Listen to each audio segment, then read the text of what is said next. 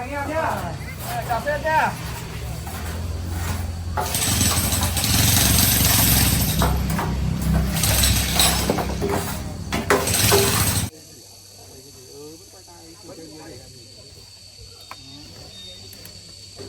Quay mà máy tôi cái đấy thì để cháu hỏi tôi xem nếu mà đến trong đấy.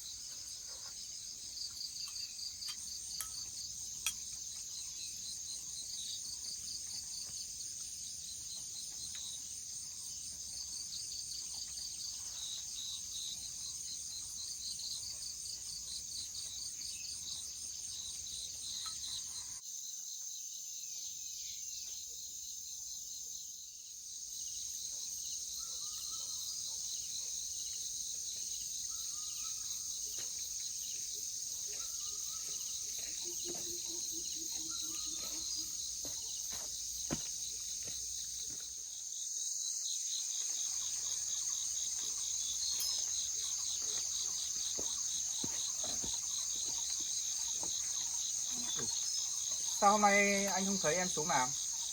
Hôm nay em cũng thấy hơi mệt. Với lại Bây giờ công trường anh nó đang nhiều việc ấy. Thì em xuống em làm cho anh rồi anh gửi tiền công cho mà trang trải cuộc sống em ạ. vâng, thế anh chờ em một tí ạ.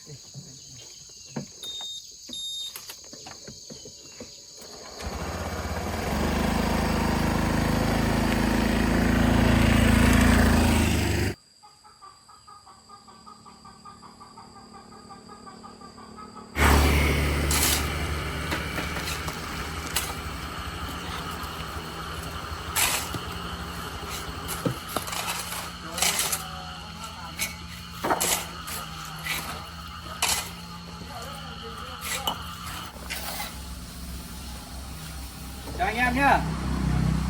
Vâng, chào sếp ạ. Chào sếp. Thì xem sắp xếp cho việc cho cô gái nào của em đấy nhá. À đây, đây em đi ra đây.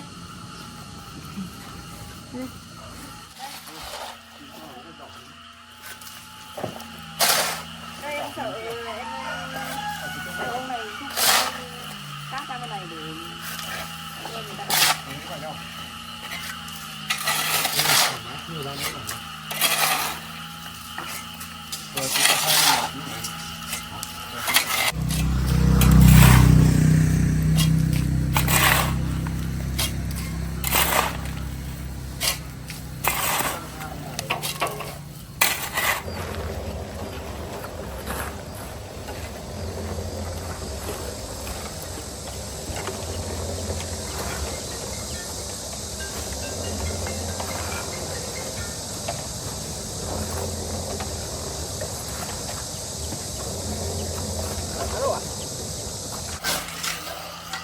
Em đang ở công trường nào đấy?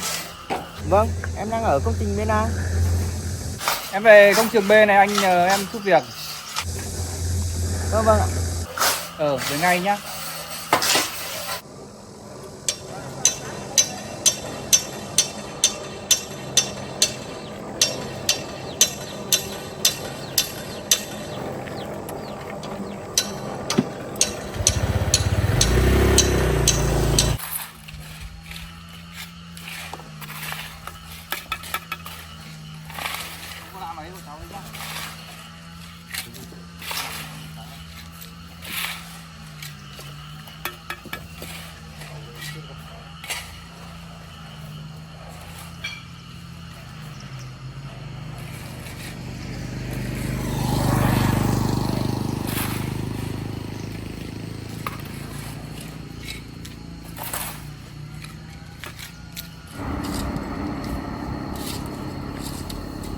bác làm như đúng rồi.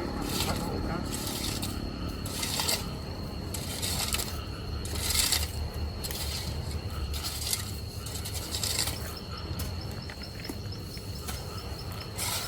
Bằng thôi.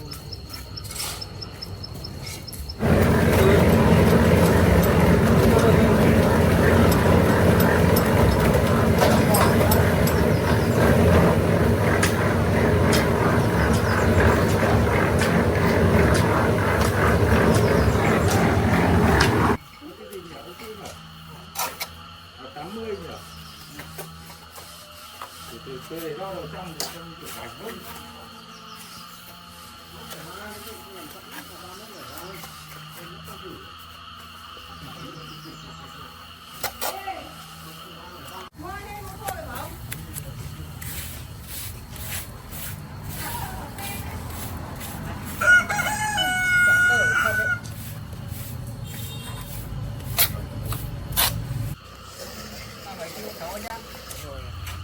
Yên tâm đi.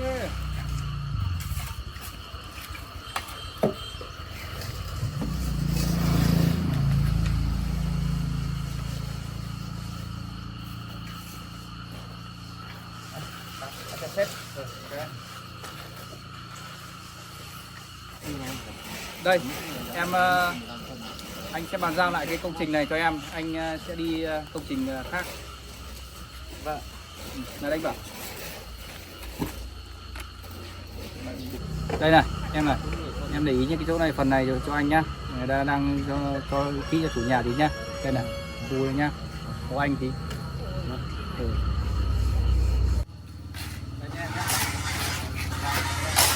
Đi đây anh.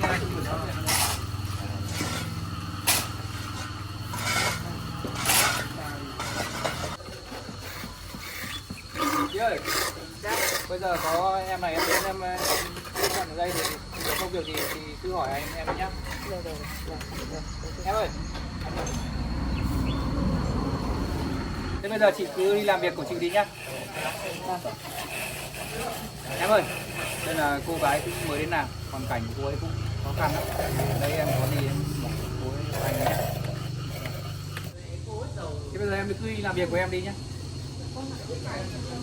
Đấy em ơi, đây có cái này gì thì dầu không để mình sợ nữa để lâu thì trao đổi với anh nhá.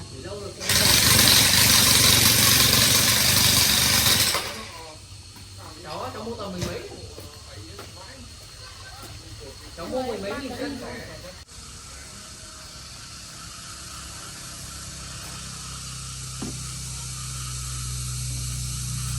Và 40 thì mới vừa tầm vừa có tí. Đến 7 mấy.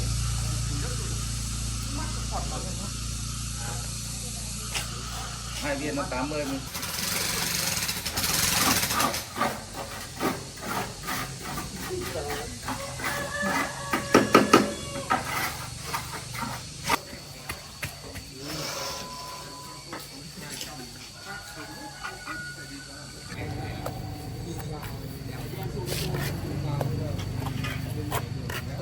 Mua cái bộ tí để bao biển.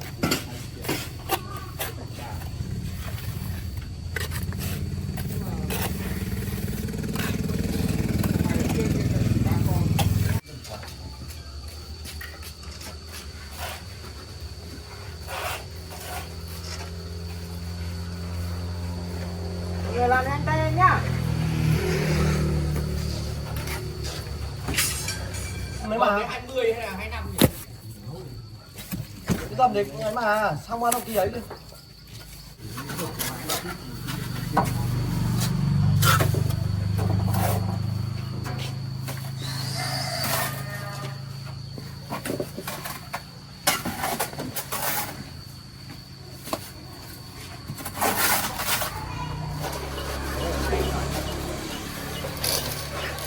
Nào xong rồi đúng không?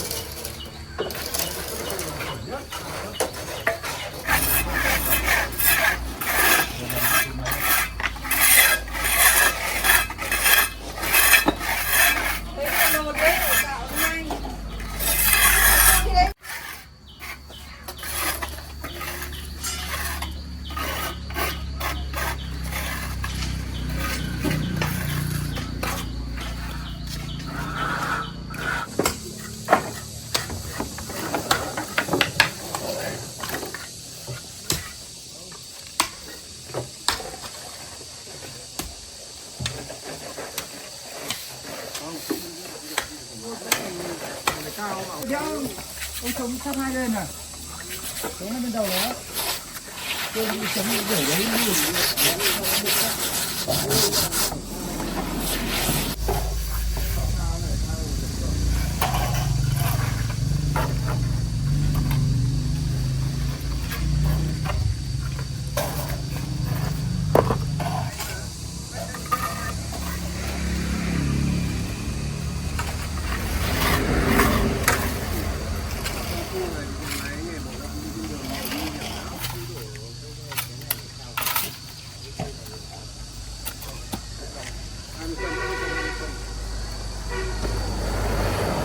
con vào nhà lên vào nhà con bỏ.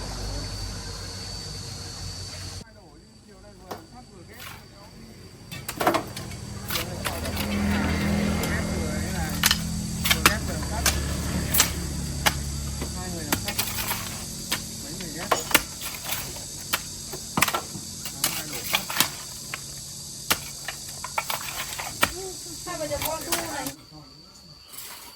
Em ơi. Anh cho anh. Bây giờ em ơi, bây giờ cũng muộn rồi thì em thanh toán tiền cho công nhân của anh đấy nhá.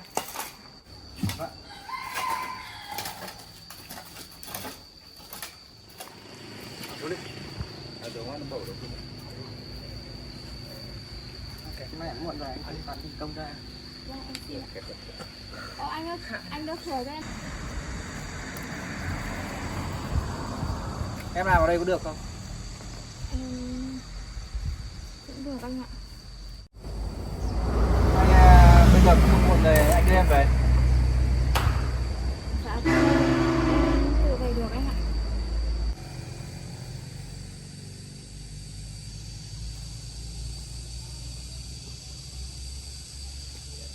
Hay là tiện đường về đấy anh chở em về một đoạn. Vâng, thế anh cho em nhờ một đoạn ạ.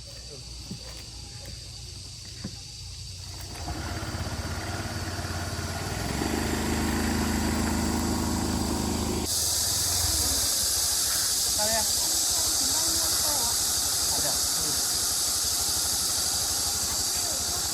Em này trước nhé.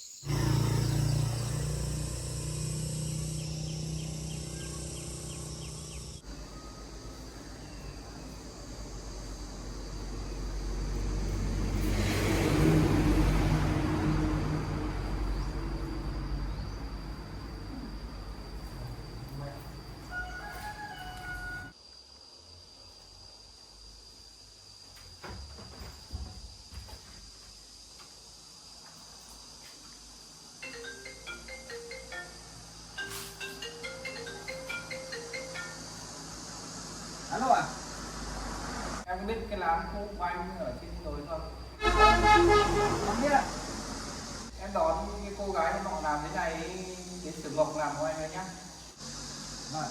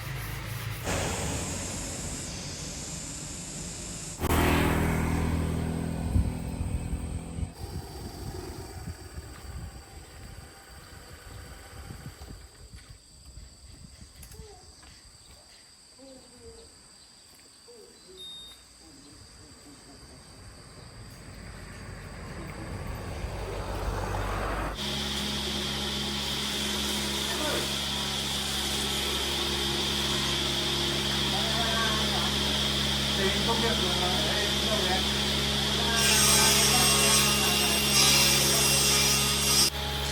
Bây giờ em phải giục anh em làm nhanh cho anh nhá. Bên khách hàng người ta giục nhiều lắm rồi đấy.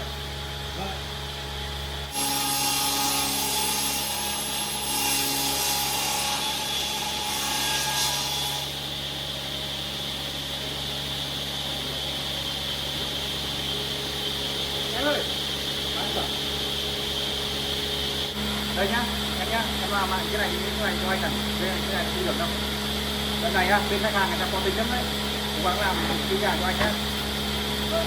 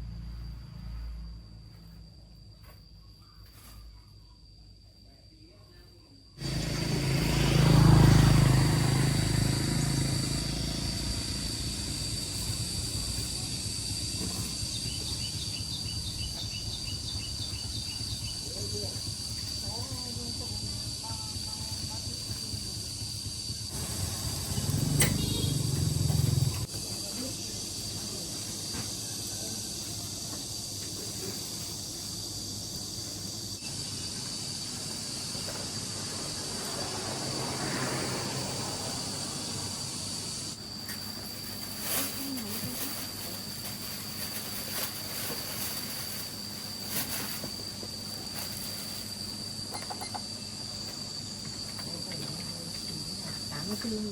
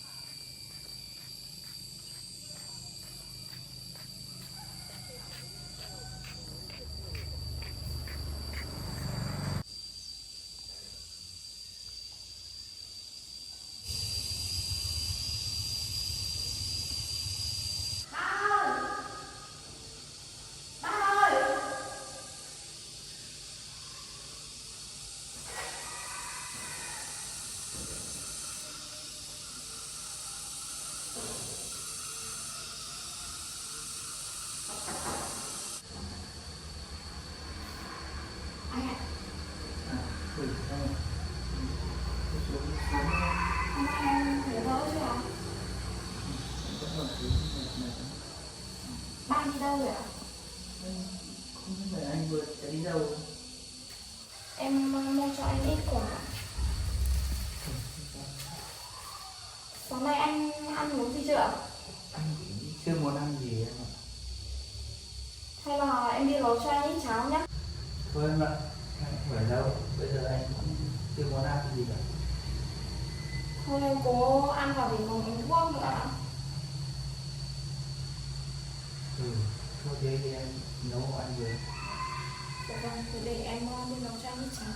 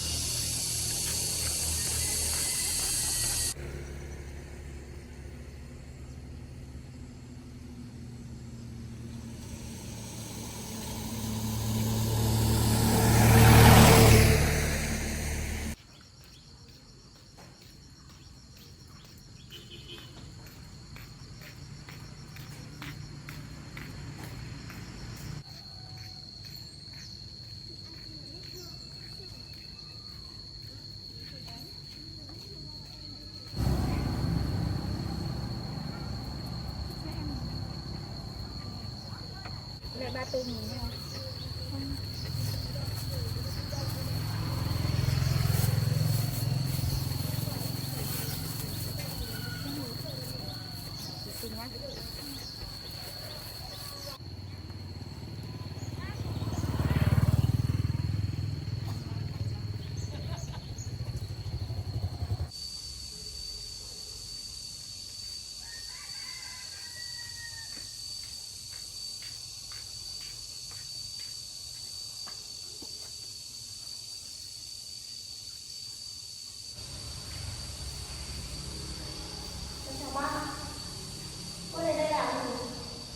Hôm nay cháu xuống thăm anh Sáng xem sức khỏe của anh đấy đã tốt hơn chưa.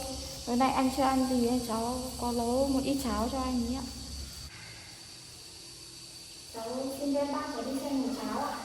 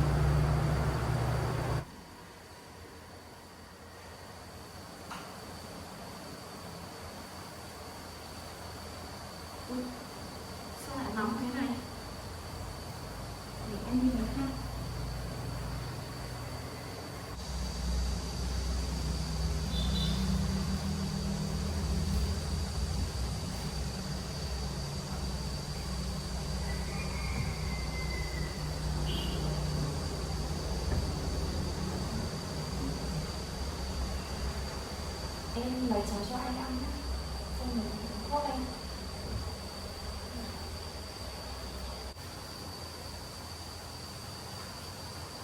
Anh ơi, em lo lấy cháo cho anh ăn. Anh lấy gì ăn?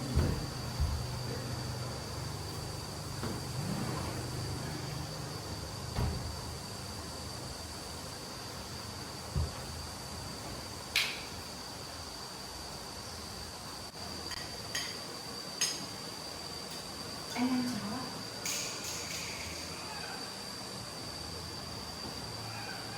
Có bữa không? Có, được.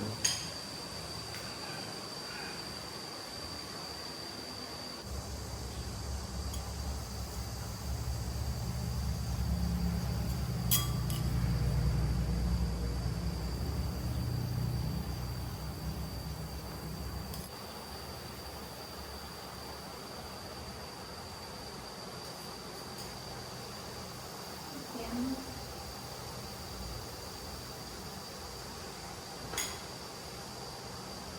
Hết rồi. Anh ăn nó.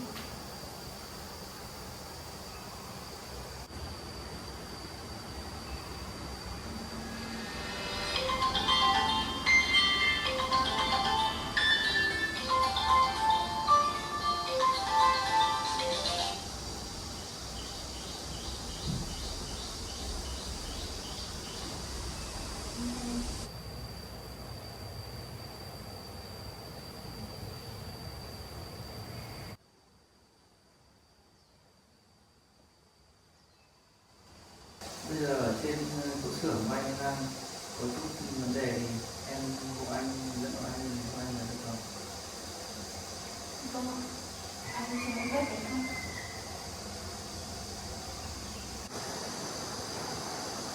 Thế con ăn đâu? Nó đi đâu vậy? Vâng, trên cái xưởng của con đang có vấn đề thì con lên lấy chạy cái thằng này. Thế nào nào thế là đi à? Vâng, con nhờ cô ấy.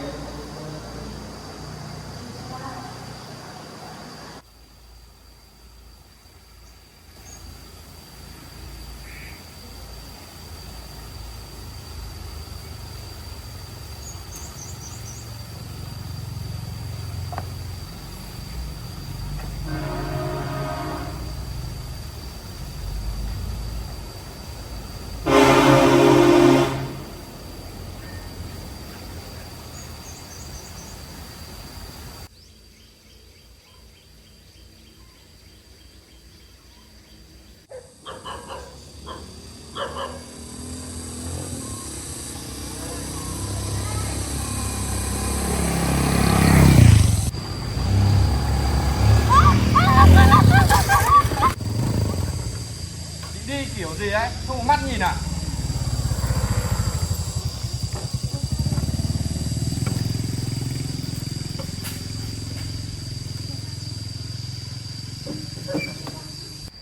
Chị đi kiểu gì đấy? Chị không biết đi xe à?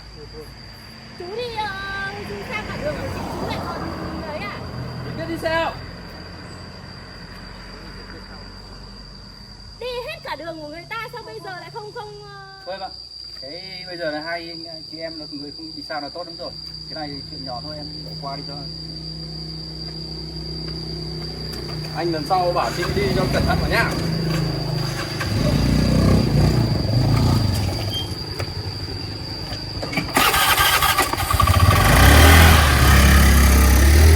Mình lên xưởng nhưng mới muộn rồi em.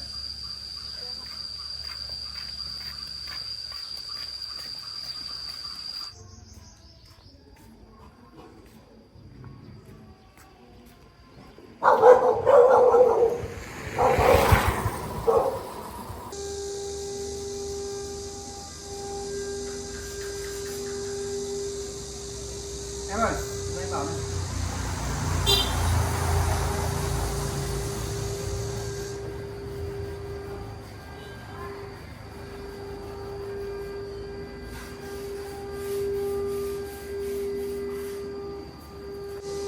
Em ơi, em xem lại những cái này để em sử dụng cái keo hay cái gì em sửa cho anh nhá.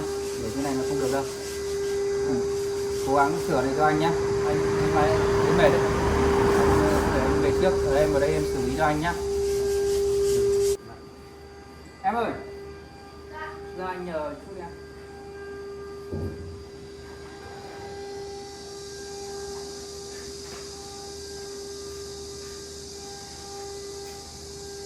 Anh thấy mệt quá, em đưa anh về trên nhà thì.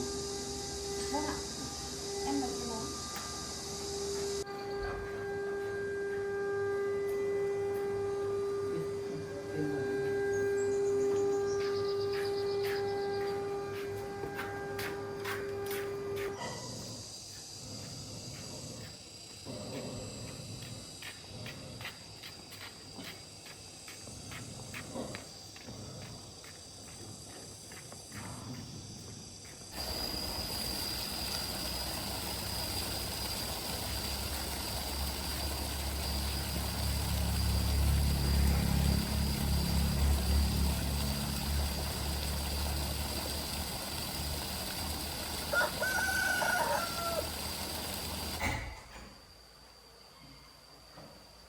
Anh nằm xuống đây.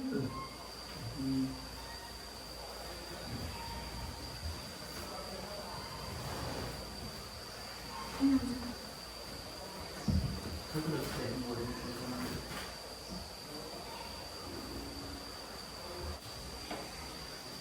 Thế bây giờ em đi về cho anh nghỉ ngơi. Thế anh cảm ơn em đã giúp đỡ. Không có gì đâu ạ. Để anh nghỉ đi ạ, em về luôn ạ. Em chào anh. Em về.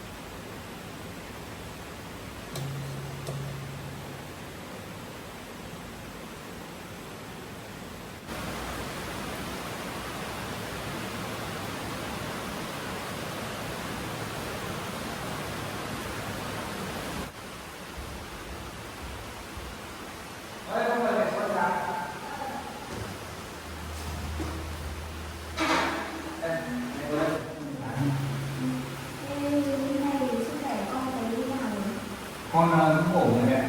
Thế là đỡ rồi. Mẹ, cũng may là hôm qua đấy có cái cô gái ở nhà mình ấy, thì số cháu ở trường. Bây giờ cái việc chăm sóc con là trách nhiệm của cô ấy. Tại vì con đi cùng cô ấy con mới bị đánh. Ơi, cô ấy cũng là người tốt mà. Nhưng mà cái việc mà con bị đánh thì chắc là bị đánh nhầm thôi mẹ. Là việc cô ấy xuống đây chăm sóc con ấy thì đấy là trách nhiệm của cô ấy. Còn mẹ không đồng ý cái chuyện tình cảm của con với cô ấy đâu. Mẹ, cái chuyện tình cảm của con ấy, bây giờ con cũng lớn rồi, mẹ không phải lo cái việc đấy cho con nữa đâu. Alo em à?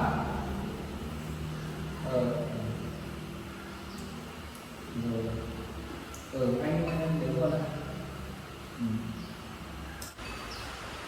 Mẹ ăn sáng đi, con phải đi bàn giao với cô thì tôi ra chủ nhà này. Thế con đi.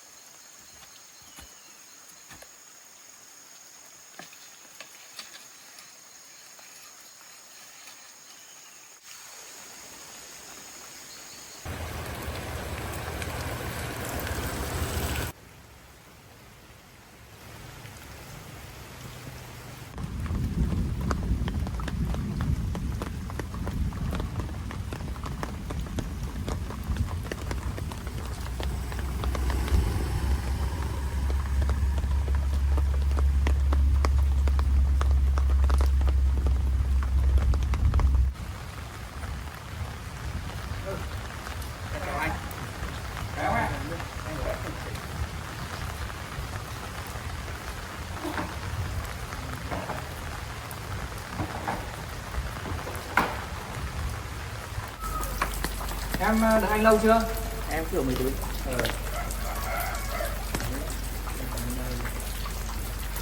Anh biết gửi anh.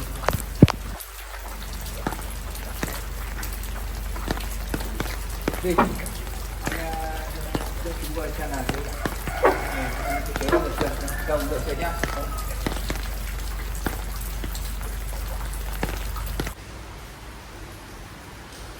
Đấy, em xem là bên anh thi công như này là được cơ bản thiết kế của em chưa?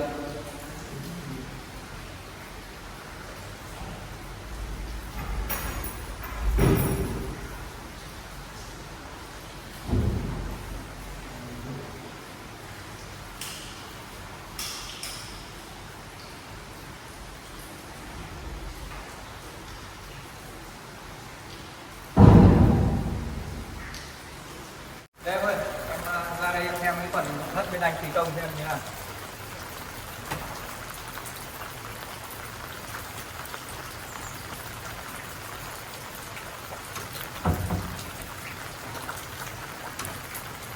Được không? Vâng. Em thấy ngưng. Đấy. Em xem như này được không?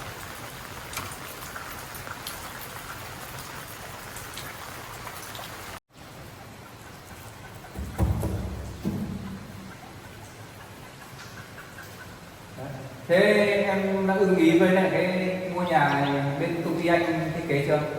Em sang anh chụp anh đã làm cho em đẹp. Em mời anh ra ngoài này. Tí anh em mình ra đi làm trực tiếp.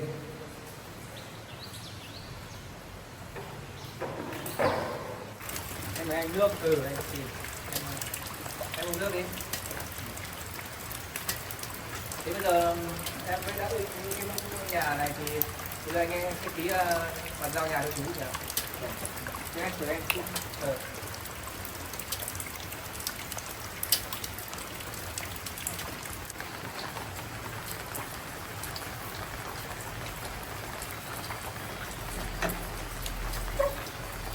Đây, em ký đây.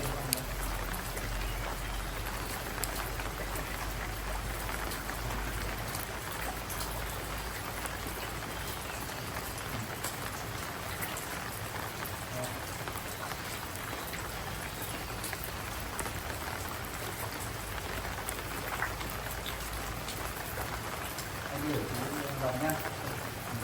Đây em gửi bớt anh thì tiền anh chỉ thôi.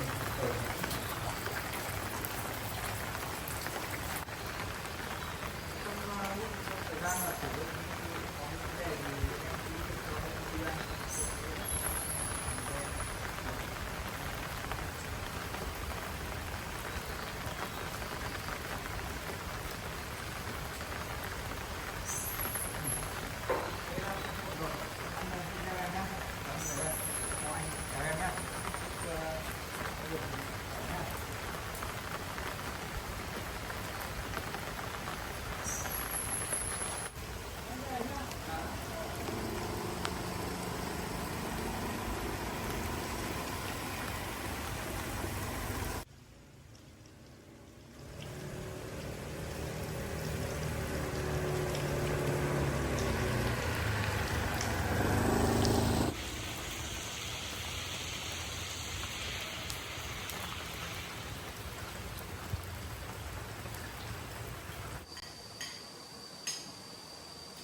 Anh ăn cháo ạ.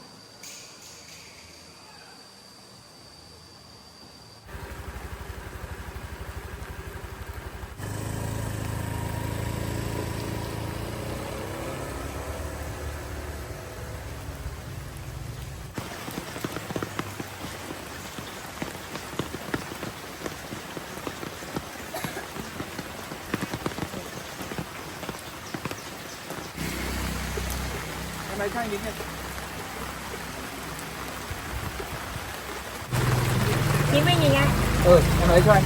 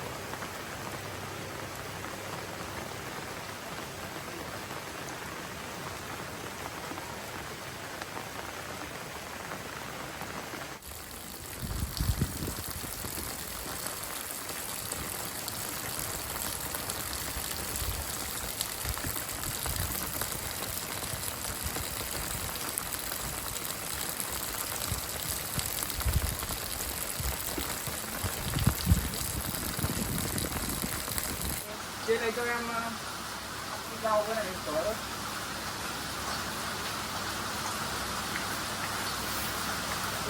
Nó bảo với em ơi. Vâng.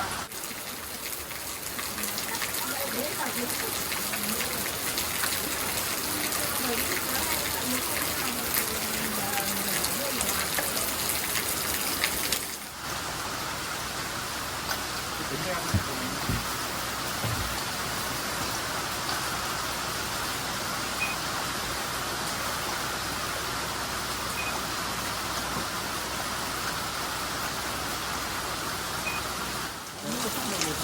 Đến chuyển khoản đi nhé.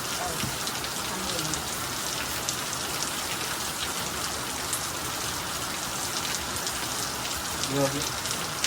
Đi nhé.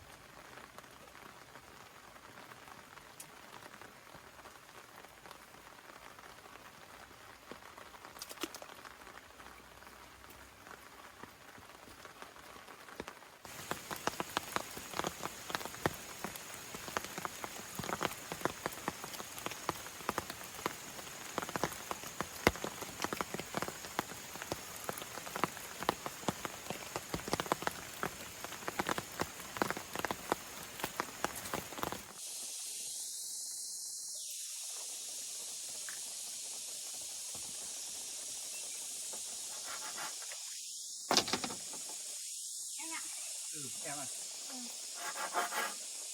Hôm nay anh thấy đỡ rồi ạ. Ừ, anh cũng thấy đỡ đỡ rồi em ạ. Mà bữa nay em làm cái gì? Em quay cái nhà tắm. Anh có bàn giao được cho cái công trình cho gia đình nhà họ. Họ cũng hài lòng lắm em ạ. Thế ạ? Họ thưởng cho anh mua cho em ít đồ. Thôi anh không phải mua cho em đâu. Em cũng nhận được của anh nhiều sự giúp đỡ quá rồi. Thế em chúc mừng anh nhá. Ừ, em sẽ nhận được cho anh. Dạ, thôi ạ. Thôi, em cứ cầm lấy đi, không có cái gì đâu em ạ. Em cảm ơn anh ạ. Đấy, xem em làm nhà tắm như này.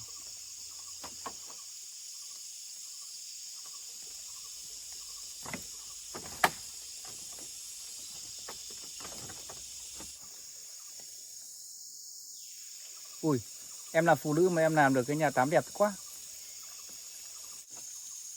Những việc này ở nông thôn thì phụ nữ vẫn làm là việc bình thường anh ạ. Ừ. Vâng. Thế em còn cái việc gì không để anh giúp cho một tay? Thôi, anh không phải làm đâu. Mưa nó cũng bẩn. Với lại anh vừa mới bị đau như thế thì cứ nghỉ ngơi đi ạ. Hôm nay Em làm được. hôm nay anh cũng thấy khỏe rồi em ạ. Thế ạ? Ừ. Vâng.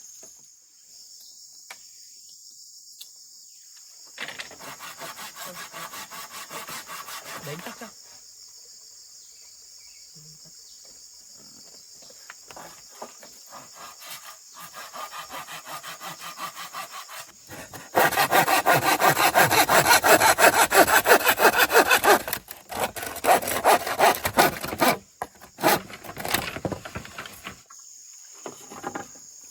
Cái này em bổ rất làm đẹp à? Vâng ạ, em làm này ở chỗ kia. Từ đây cho anh hộ.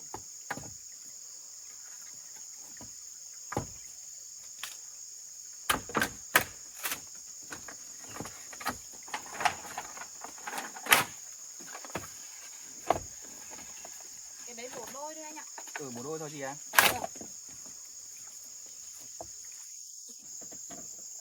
Đâu em? Cái này em định em đẹp như nào?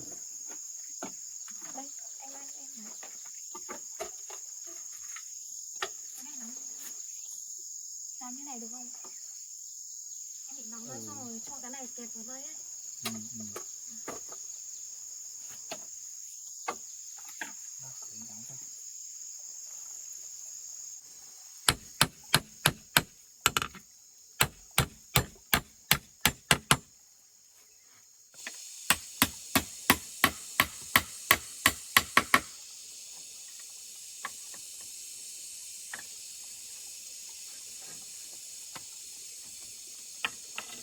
Được anh ạ.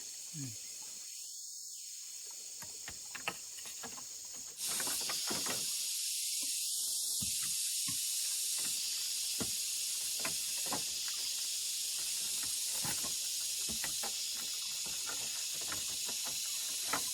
Cái này phải buộc không anh? Ừ. Cái này em buộc vào cho nó mới chắc được. Giữ anh buộc. Được.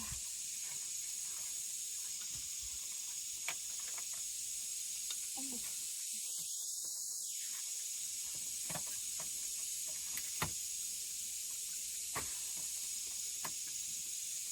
Được rồi.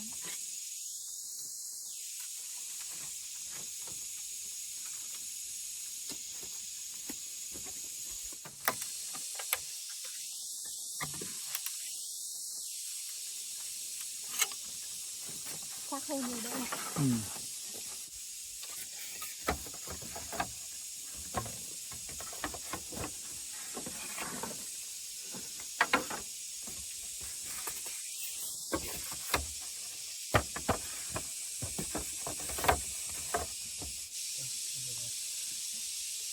Hôm nay anh thấy sức khỏe còn đau nữa không?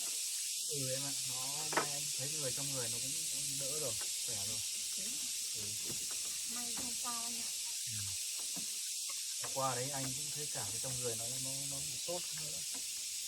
Chắc hay là tại vết thương đau quá.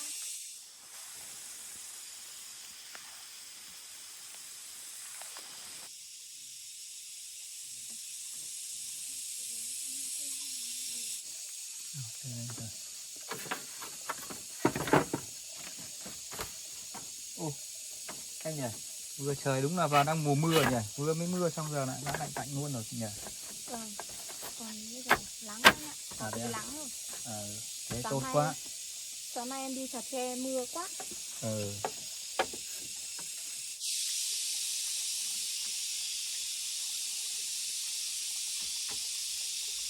Được rồi em nhỉ. Anh đi rửa tay chân ạ. Ừ.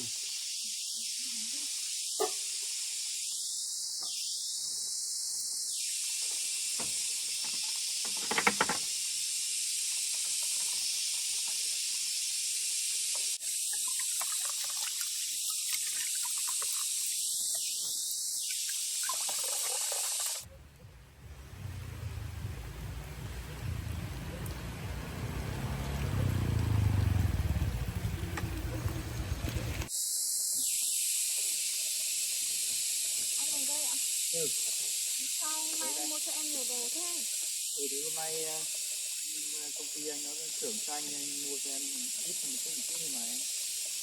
Hay là bây giờ em đi nấu, anh ở đây ăn cơm cùng em nhé. Thế để anh đi nấu cùng với em.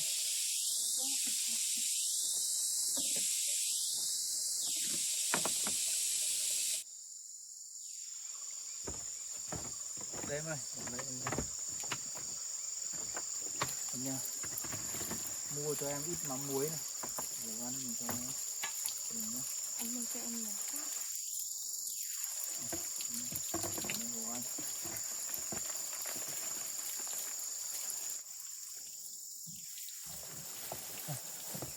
Mua cho em ít đồ này. Anh ơi, quả này là quả gì mà đẹp thế? Ừ, đây là quả ớt đây ạ. Ừ. Nhìn nó đẹp nhỉ?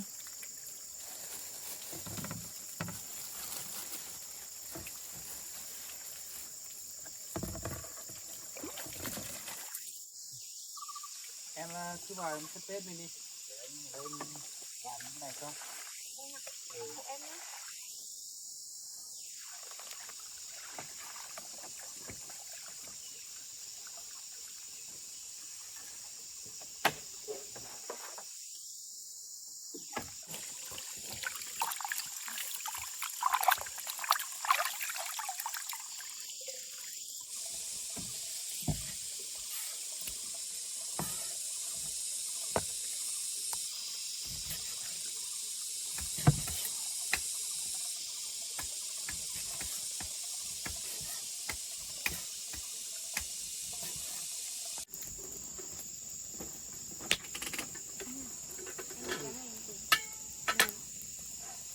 Anh cho cái thịt vào đây cũng được.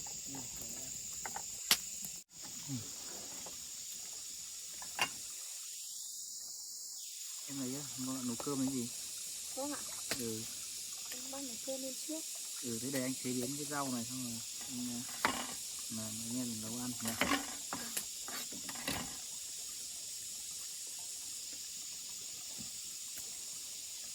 Em cứ tưởng anh chỉ bận công việc ở công trường thôi chứ. Ở nhà anh cũng làm mà. À, ở trên này có rau bí ngô lắm anh. Bây giờ em cắt về nấu nhé.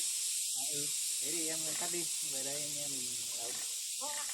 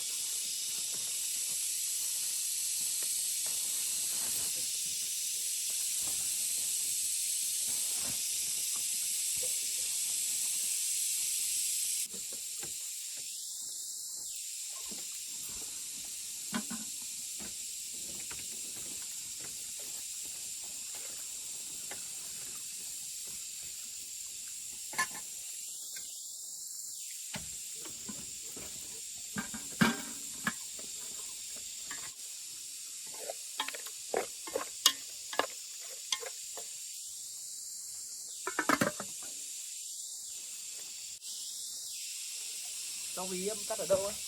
Ở đằng sau nhà anh ạ. À ừ, ngon nhỉ. Anh nhá. Hôm nay có mưa. Em cứ tưởng một người thành đạt như anh thì rất ít nấu ăn. Ở nhà anh vẫn nấu ăn cho mẹ anh mà. Thế ạ? Ở nhà anh bây giờ thì cũng có 2 mẹ con ấy, thì mẹ anh cũng yếu rồi thì anh cũng phải nấu cơm, phải làm này, phải làm này. Nhà anh vẫn nấu cơm.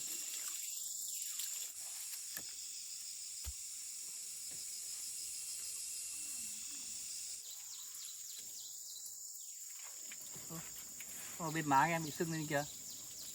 Sáng nay em phát ở đây thế là bị con ong nó đốt anh ạ. Thế à? Vâng. Đây xem nào. Ừ. Làm ý làm bây giờ phải cẩn thận với em ạ. Vâng ạ. Ừ. Em rửa cái này đi cho anh nhá, để anh xào cái này thôi.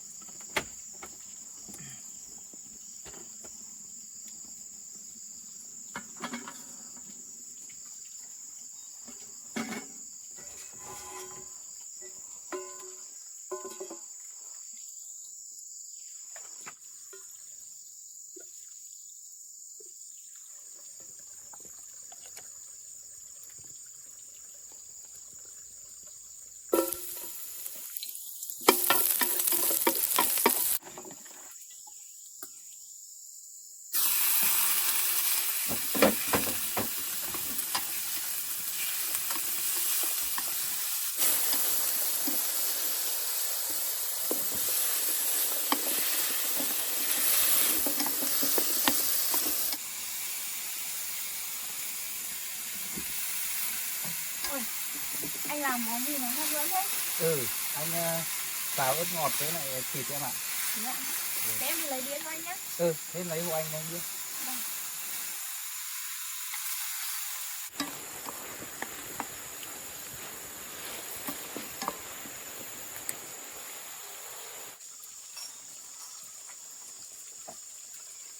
Đây em mang cái đĩa cho Ở anh. đâu đưa anh đĩa nào. Nhìn ngon này anh này. Ngon. Nhìn lại còn đẹp nữa.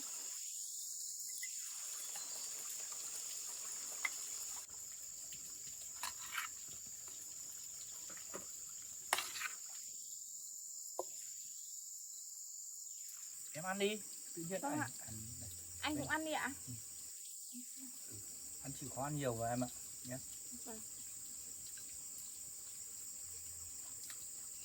Món ăn anh nấu ngon thật đấy. Ừ.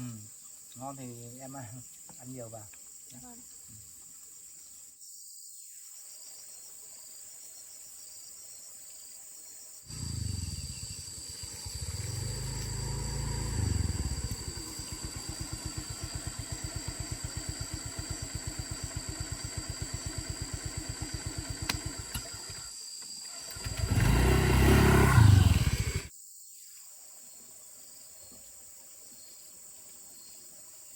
Anh ăn đi ạ.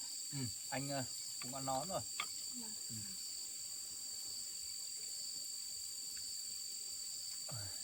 Nấu mà được có không khí như trong này như này nhỉ. Vâng. Ở trong này cũng yên tĩnh anh ạ. Ừ.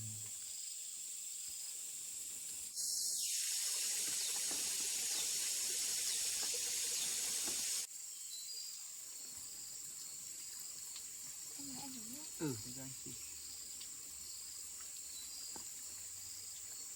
Em lấy nước đi. Vâng ạ.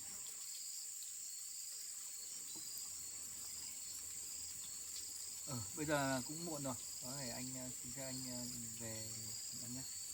Vâng. Em cảm ơn anh ạ. Ừ, anh về đây. Vâng ạ.